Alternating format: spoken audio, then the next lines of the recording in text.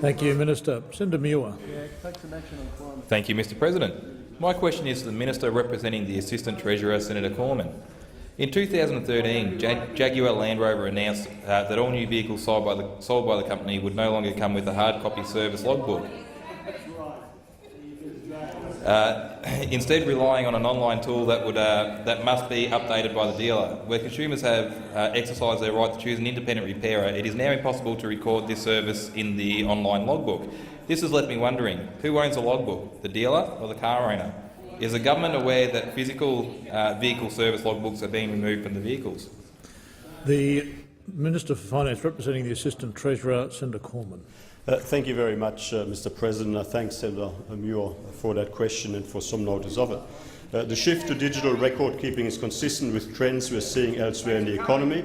The problems that Senator Muir identifies are not with this electronic shift, but with how consumer interests are protected. The government recognises that the logbook, whether electronic or paper, is an important record of car ownership, maintenance and usage. The important thing is that people get access to the information and have the information.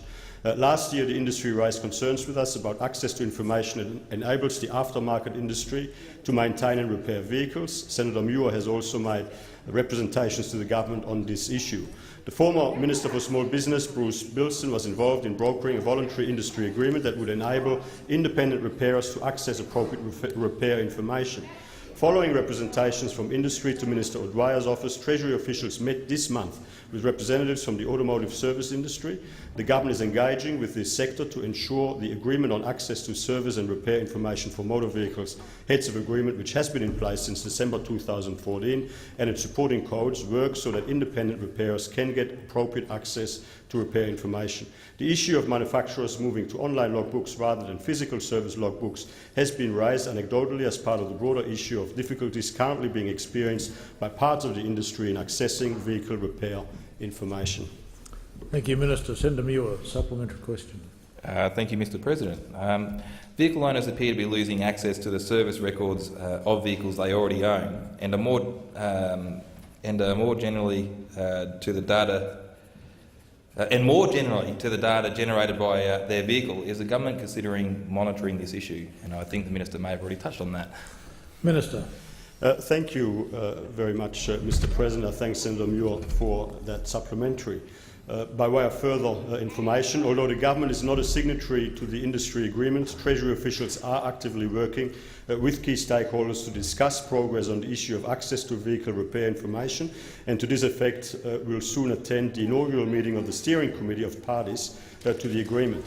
The government will continue to work with stakeholders across the automotive industry to encourage better outcomes for businesses and for consumers. Given that there is an agreement which was well worked through, we would like to get the various stakeholders back into the room to make sure that the voluntary agreement does work. That agreement allows for dispute resolution and oversight mechanisms which, given a proper life, we believe will prove effective. Thank you, Minister. Order on my left. Final supplementary question, Senator Muir. Thank you, Mr President. So just to clarify a little bit, logbooks are an essential record of service history and are relied upon by vehicle owners when making a warranty claim or reselling the vehicle. Given the implications this issue has for consumers, is the government prepared to investigate this matter to ensure car owners are not sidelined into costly technological black holes? Minister. Thank you very much, Mr President. I thank Senator Muir for that further supplementary. As I've indicated, the government is actively working with industry to ensure the effectiveness of the agreement and the codes to see if further measures are warranted.